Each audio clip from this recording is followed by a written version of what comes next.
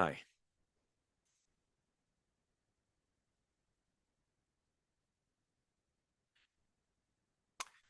Um,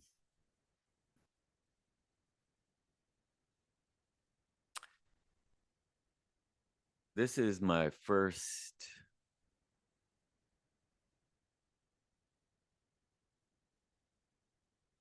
video on my video channel. And the reason I started this channel, I really hesitated from starting it because I was afraid. I didn't want to expose myself on YouTube with very personal things about my life. But I did have an experience a few years ago that changed my life. And I wanted, if possible, if I could help anybody who might be going through what I went through, um, or suffering with something, either mental or physical. I wanted you to know that there's, even with what seems like impossible situations, a way to change your life.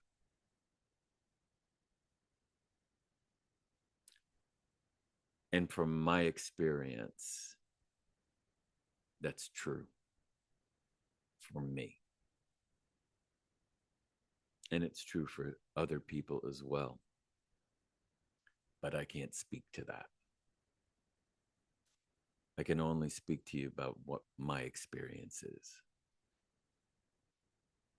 And hopefully, you might find something of value in what I say and take some action for yourself to change your life. I have no idea what I really want to call this channel or whatever these episodes that I'll do, but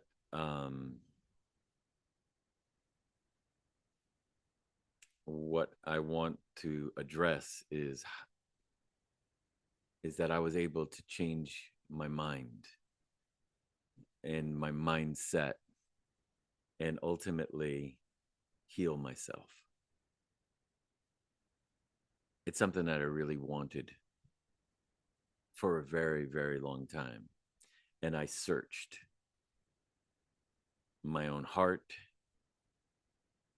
doctors, and various healers and healing modalities. Some would work to some extent. Um, but there was a very deep, deep, deep, deep,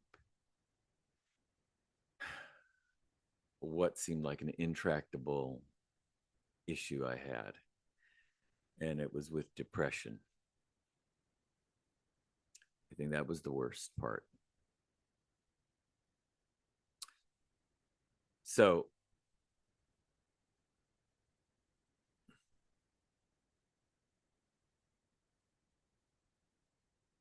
I had a very interesting life. After college, I decided to pursue an acting career. It was very unconventional. I developed with a group of other people a theater, and that we had very good success in many ways, but we also had a lot of challenges. I did that for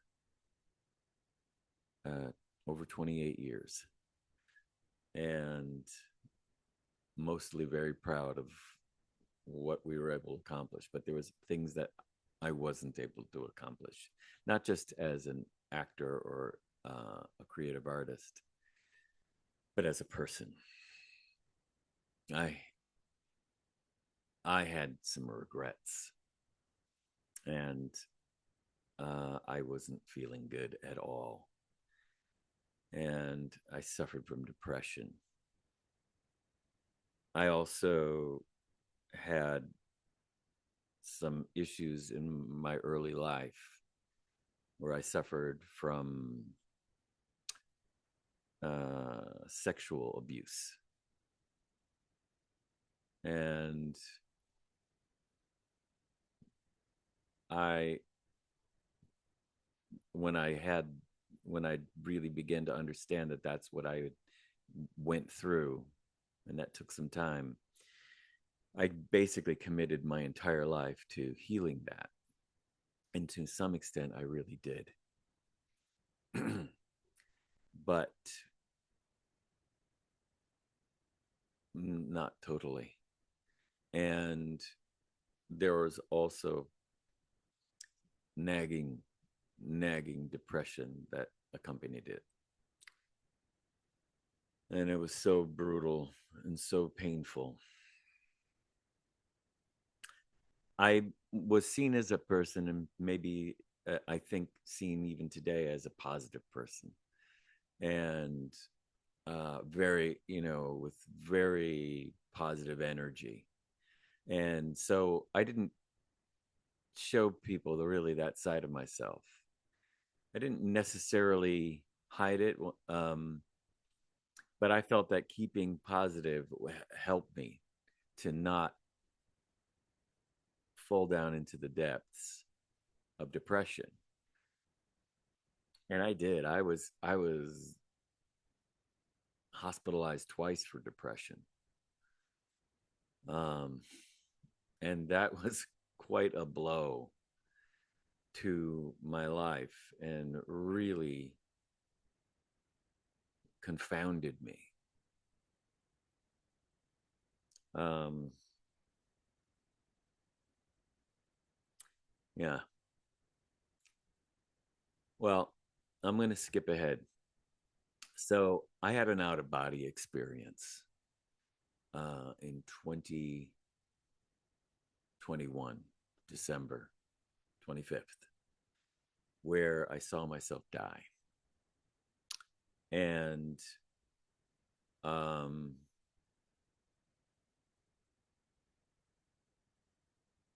and it was I had saw myself commit suicide, sort of in a vision,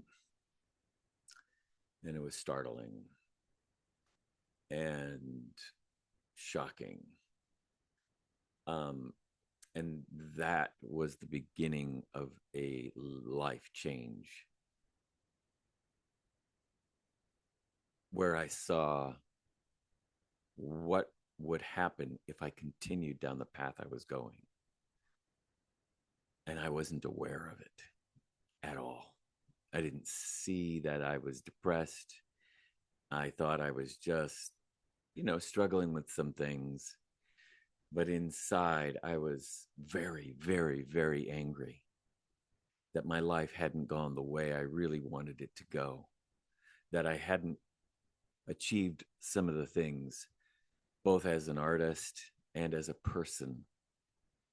Um, and it was devastating to me that I was in my 60s and I didn't see, I hadn't had a partner in my life. A, I didn't get married, and I didn't have children.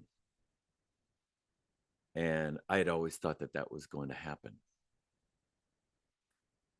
And deep down, even though I was like, oh, I'll get, I just made a choice and, that wasn't my path. No, I was really rocked, devastated that that wasn't going to happen. And, um, So I I had this out of body experience. I think I'm going to tell you the really what happened because that was quite something. I'll tell you the hopefully the Reader's Digest version. The you know, for most of my life after college, I wasn't involved in any kind of drugs or drinking or anything. I really saw that that was not a good path for me because I knew I did suffer from depression, and that if I indulged those things that I would destroy myself. And so I tried to keep a very sober life. I wasn't in Alcoholics Anonymous or anything like that. I could drink or not drink, or smoke pot or not smoke, but I just decided I'm not going to do that. And I didn't for over 30 years. But I, by the time I was in my 50s, late 50s, I was, even though I had made a lot of inroads into healing my depression, it still was something that was going on underneath me. And I had these feelings that I had missed my opportunity in life to have a relationship and a family. And that even though I had made a lot of incredible accomplishments within the creative world as an actor and an artist, there was I wasn't I didn't feel I had achieved the outward success that I thought I should have, and it was devastating. So I began to look and say, well, what are the ways that um, I can heal those things, those problems, those issues? And I looked everywhere, and I did conventional therapy, and which helped a tremendous amount. And I also did energy work and healing, other kinds of healing modalities. And I did like trying to change my diet, my exercise program, all things that I could, potentially do that would allow me to get through and be a happy person. I wanted to be happy. And inside, I wasn't, even though I outwardly looked happy and people thought I was doing great for the most part. But I wasn't. I was really, really struggling. And so I one of the things that intrigued me were psychedelics. I know Sting talked about doing ayahuasca, and I was looking into that and didn't know if that was going to be the thing to do. But he said, that was something that really changed him. So I did a lot of research, and after a long while, I did ayahuasca, and I also did mushrooms, and probably 20 times combined those two things, and it was life altering. I really, my heart opened up. I was forgiving of myself for the things that I didn't achieve. But eventually, the insight that I gained from doing those things wore off. And I was still left with myself, and I was still unhappy. And then COVID happened. And I had left my theater career. And I was lost. And I got into smoking pot. Because one of the things that I experienced when I was smoking pot is that I did feel happy.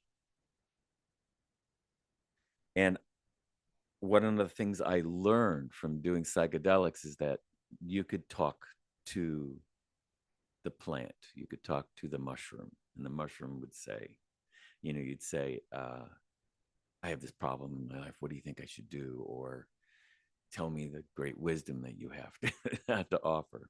So I was escaping into smoking weed. And this is after 30 years of not doing any drugs. But it's what I got into. And I'd seen this, I'd heard this podcast. I think it was by Terrence McKenna. And he said, someone asked him about, mushrooms and ayahuasca, and he talked about that and the insights that were available. And then someone asked him in this podcast, what about weed? And he went, oh, weed's very interesting. He said, you can use it as a drug just to kind of escape. And that's fine. It's whatever it is. But he said, if you put on a mask and you get quiet and in a dark room or whatever, he said, you'd be really amazed at the kind of experience that you can have. So I started to do that. And I had extraordinary experiences where I would put on I would go into this experience of getting high, and like clockwork, every time I did it, I'd put on a mask. I would go into a spontaneous kind of experience where I would do almost like a yoga. And I didn't really do yoga. I maybe took a couple of classes, but my body would go, almost like doing chiropractic work, and I would feel energy shoot through my body like lightning, crack through my head and go straight out my butt and go into the earth. And it was ecstatic. And I could do it every time that I would get high. I didn't know what was happening. And I tried to explain it to friends, and they'd say, when you smoke pot, does this kind of thing happen? And they're like, no, they never had that. What I eventually learned was that I was having a Kundalini experience through this, through getting high. And it was also highly psychedelic. And it was extraordinary. And I thought this was healing me and helping me. And it felt fantastic when I was high, but the days were still a huge struggle, my regular life. So I asked the plant, marijuana, I don't really want to be hooked on weed, but I am unhappy, and this makes me feel extraordinarily happy. And can you give me some guidance? And what the weed said, or Santa Maria said to me was, yeah, you're doing this because you're extraordinarily unhappy, and it doesn't look like anything can help you. But this can open your heart. And I said, oh, okay, well, can we make a deal? Can you teach me how to be happy without getting high? And I think I heard some kind of answer like, yeah, maybe that might be possible. So I went forward with that idea, that agreement. Eventually, all this light would shoot through me, and I felt like I was like in nirvana. It felt like an orgasm for 45 minutes straight, and I felt fantastic. Um, but what I realized later was that it was absolutely that kind of energy the human body's not ready for unless you've meditated for, like a yogi for 30, 40 years. But I was able to get right to that exalted state, and it can burn you out badly, and you get super high, but you drop like a rock. Well, I was in a terrible state and in my ordinary life, and I didn't know what to do. So um, I had invested into Bitcoin, and I had trusted a person online, and they stole my money, $30,000 worth, and I didn't know what to do, um, and I was lost. So I continued to smoke weed, and I would have out of body experiences. Well, the one of the last times, not the very last time, but one of the last times, it was Christmas of 2021. I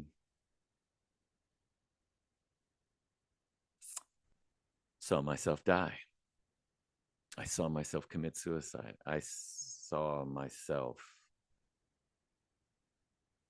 end my life out of anger. I didn't realize how angry I was. And I took in this vision, I um, grabbed an electric wire, and I stuck it into a heater, an electric heater, and fried myself. And I fell on the ground.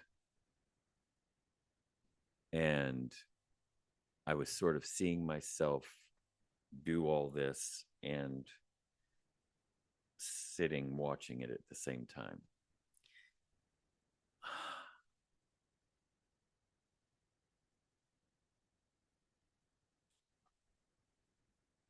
I guess the next thing I saw as I was laying on the ground was that when I would wake up the next morning, and my body would be there, dead, burnt, that my sister and my nephew and my nieces would see me, find my body.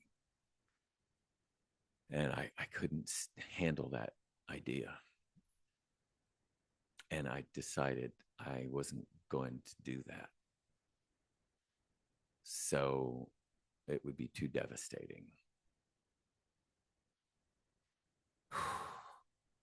to them. So that I would just have to change my life and figure out a way. And so a part of me I saw died that day, that night. I felt I had died and was reborn with a second shot at life.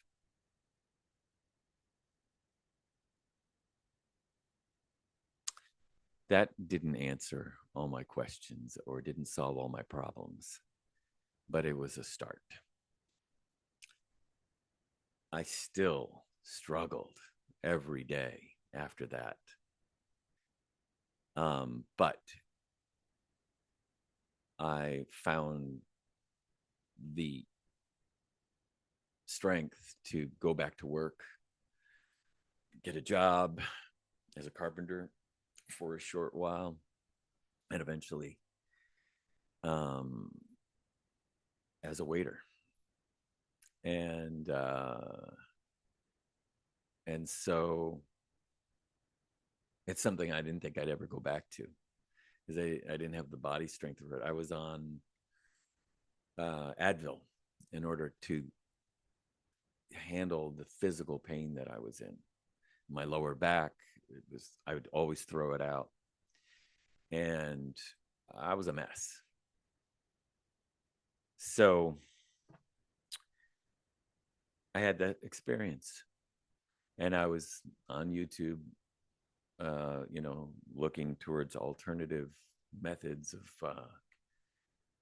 finding peace and healing myself, and all kinds of incredible people out there. Some of them a little were charlatans, but others were very honest and did amazing healing work, energy work, I guess you'd call it. I didn't think I had any of those powers. The only time I experienced it was when I was high, when I would have the experience of energy going through me and all kinds of amazing things happening. So, but I knew I couldn't do that. I had burned myself very badly doing that. So, um, but at one point I did see this podcast, uh, and I saw an interview with a guy named Cornelius Christopher, and he relayed that he had a book that he'd written called Oneo, and he had a website called oneo.love, and that he had an out of body experience, and what and it was very intense, and like I said, light shot through me, and a similar thing happened to him, except even more intense. Seemed like, and where mine was just about 45 minutes, he had an experience where it was about 6 hours, and he was a person that was suicidal, and he was sort of a happy-go-lucky person, and he didn't tell people about the anguish he was going through, and he had experienced sexual abuse, and although he didn't communicate it to other people, he was suicidal, and he had had this out of body experience where he saw himself die. And I'm listening to this podcast and I'm thinking, what? That's something like what I went through. But his message was that he had went through this out of body experience and he lost his inner voice. And he also spontaneously healed his depression and other physical things that he was experiencing around cancer and things like that. Sounds outrageously crazy and hard to believe, but that was his experience, and that's what he was sharing. And he also could not hear his inner voice, didn't have one anymore, and that mostly it was his negative inner voice that was the cause of a lot of his anguish in life, because it would be negative and sort of relentless. And it eventually was that inner voice that, sort of convinced him maybe he should take his own life. Anyway, that story resonated with me deeply, as you can imagine, given this whole incredible story that I'm telling you right now. So he had an insight that he could help people. And he had experienced tremendous healing, and partly because he didn't have an inner voice anymore. He couldn't hear his own thoughts. He didn't have any more thoughts. He was just blank slate. But he could hear other people's inner voice, their consciousness. Believe it or not. That's what he said. And when he would talk and interact with people, he could hear what their inner voice wanted, their consciousness wanted to tell them, like, hey, man, you're screwing up your life. You're in a relationship where you don't tell the truth. You're lying to yourself about this. But the things that you would want to tell yourself if you were really being honest with yourself so that you could change your life. That's what he heard. And he would start to tell people it. Anyway, this happened, I think, in 2019 to him. And it seemed like what the decision he made is he needed to teach people, even though he couldn't get rid of people's inner voice, he could help guide people towards lowering the volume of that inner voice, that negative inner voice. There's a positive inner voice, but that negative one, to the degree where you could completely impact your life and heal yourself. And he did this with his wife. Miraculously, and you can read his book, was not able to have children, and eventually healed the issues that she went through, and now has had 2 children. I believe in her 40s. There was other things that she went through. You can read it in the book.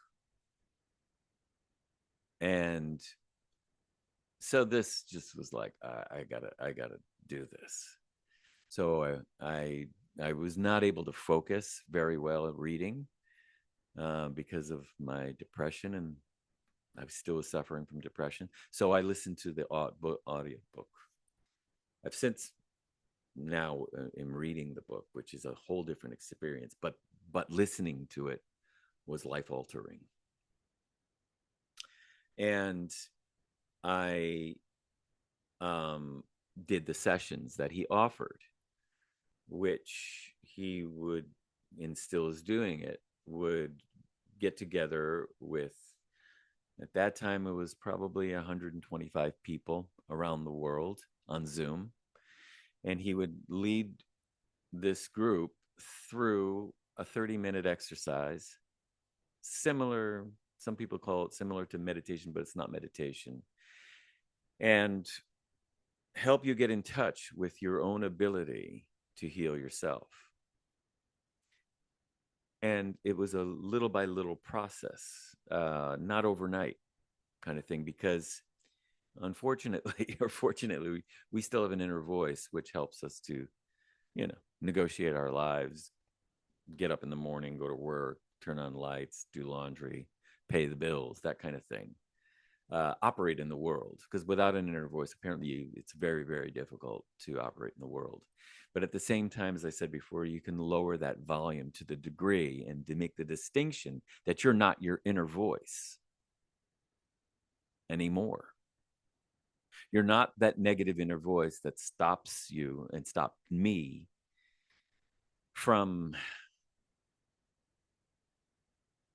doing the things I really wanted to do, and loving myself and taking care of myself and being kind to myself in a way that I could sustain over time, not just like get high and feel it for an hour or 2.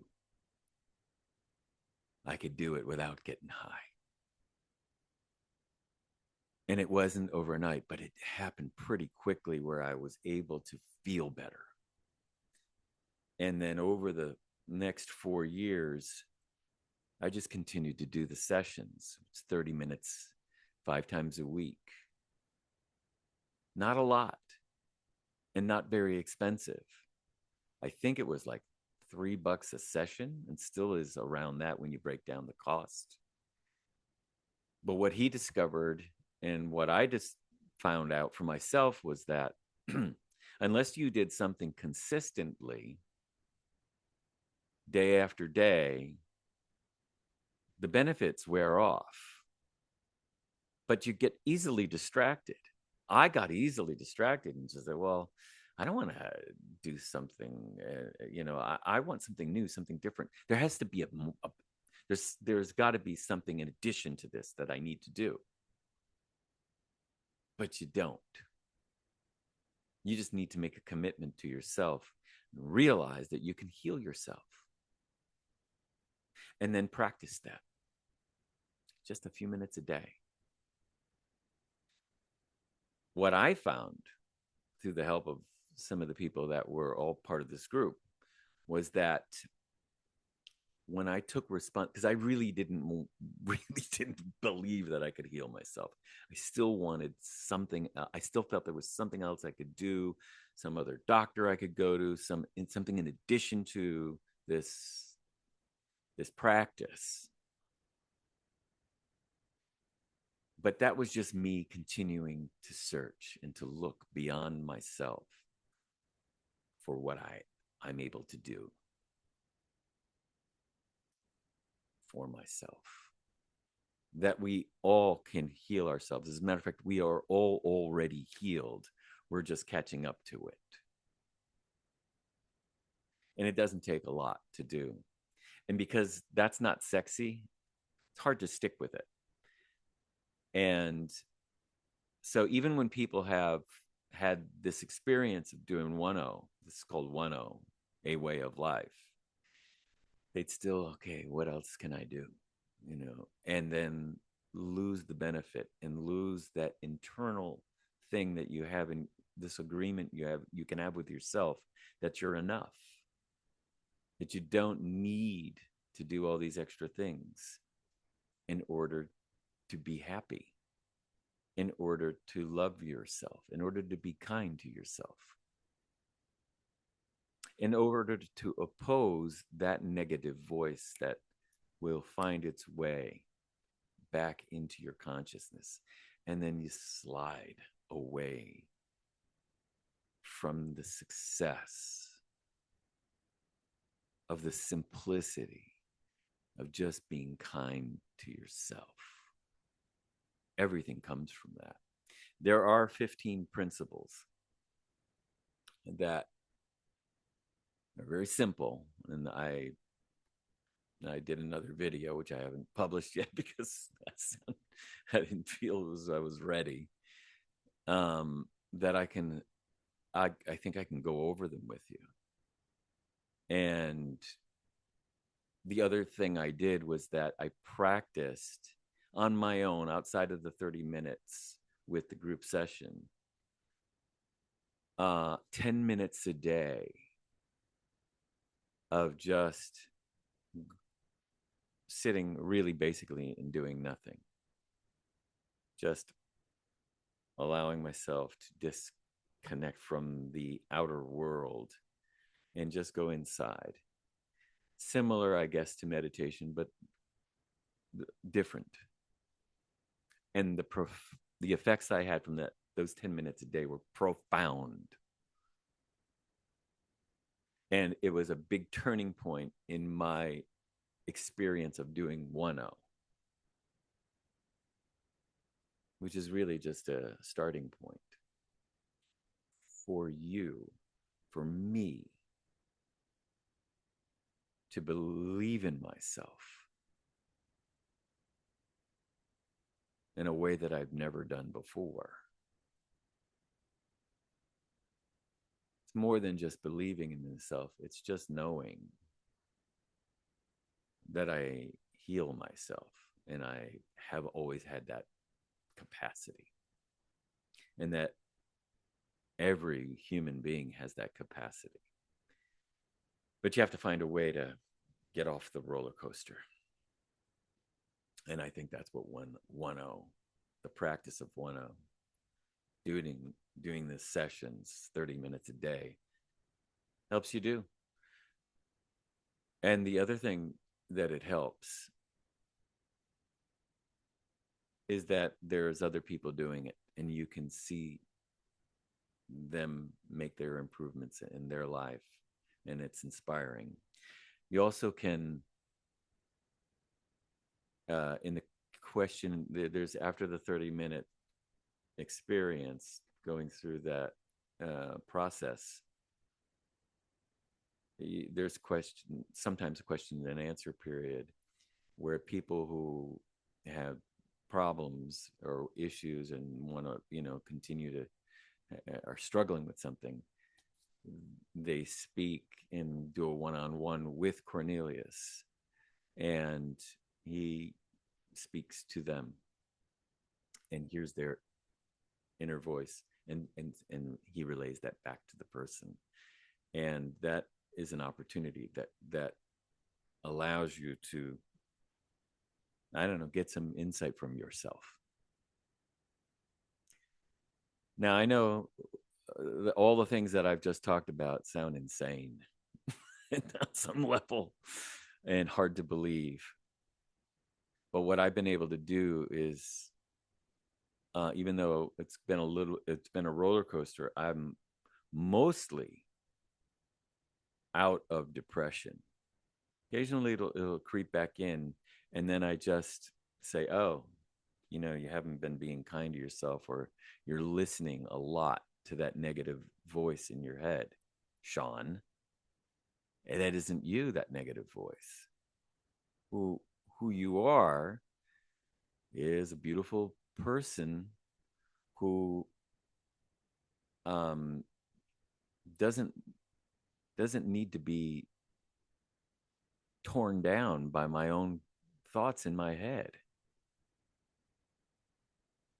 As a matter of fact, I can have different thoughts that where I don't I don't have to just say, oh, everything you do is great, but you are worthy of being loved by yourself, being kind to yourself all the time. That's a much better thought to have. And it's a much better thought to believe or know, rather than unconscious thoughts and loops. So I took a long time here to tell you this is about changing your mindset in a way that I found effective for me. Now, I don't know if it's going to be effective for you. I think if you put the time and energy and you try it and you give it, you don't quit, you'll get there. I do believe that because I've seen a lot of people do that. I also seen a lot of people quit, and I've wanted to quit at times. Just the effort. Not that it's hard.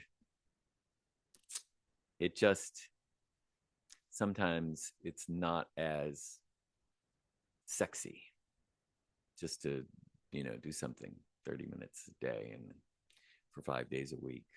And you can, and if you're not able to make the sessions, you can do it as a recorded session. So there's a way, to make it work around if you have a busy schedule. I made a lot of other changes in my life. And, one of them was I was able to go back to work and not be depressed by that, not feel defeated that I didn't become a world famous actor, which is one of my dreams, or was one of my dreams. And I was really internally very sad that didn't happen. Although I did on another level know that maybe that wasn't really what I was supposed to do here anyway.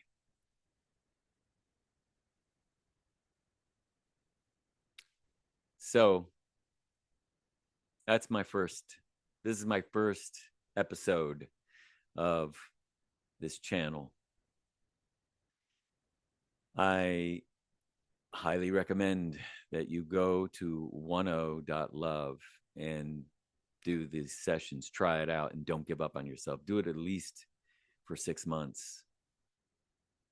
It's not that expensive. I think it's breaks down, and I may be wrong too. It's in New Zealand dollars because Cornelius Christopher is in New Zealand. Just don't give up on yourself.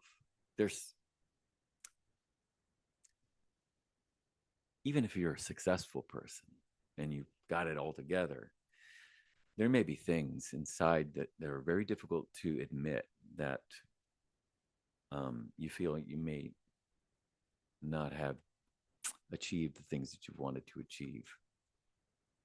And that's hard to admit. It was hard for me to admit, but here I am telling you. And But those are just expectations that we learned along the way. Well, I'm going to do this and this and this and this. And if I don't do that, I failed. Well, that's not the truth. Sometimes you're on a path or a journey that doesn't align with that. You may never take that journey in this lifetime. You may ignore the things I'm telling you or I'm sharing with you about my life and say, well, that's nice for you. But you may also find that there may be some things you gave up on that you can actually achieve. For me, it was actually just being happy and not living in regret. And knowing that even though up until this point I didn't get married and I didn't have children, or didn't have the career in acting that I thought I wanted, I still have a tremendous amount to give and to be happy about in my life. All right. That's what I recommend. Go to that website, oneo.love, ONEO.LOVE.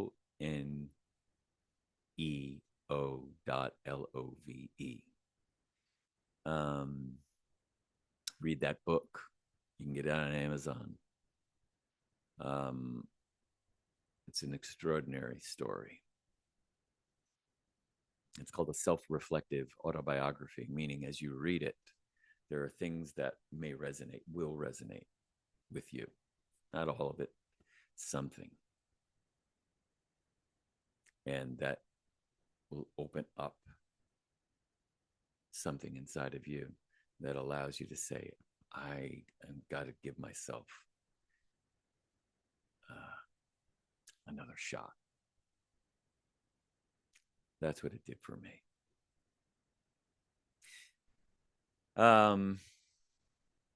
Yeah. I would say about doing ayahuasca and mushrooms and everything like that, you can get an insight. My experience, a door can open, but it's just a door. It doesn't really create the change. You don't need that in order to have a change. You can just have a change in your life in a very simple way. And as a matter of fact, it was dangerous what I did. So I'm not saying you should go out and do drugs. I'm really not. If you have, well, then you have, and that's fine. But you don't need it, certainly. And it can be very dangerous. So there's the caveat I've added. All right. I've gone on. I tried to do this as best I could and be as honest as I could. I will come back and answer questions. If you have any questions, put them in this video.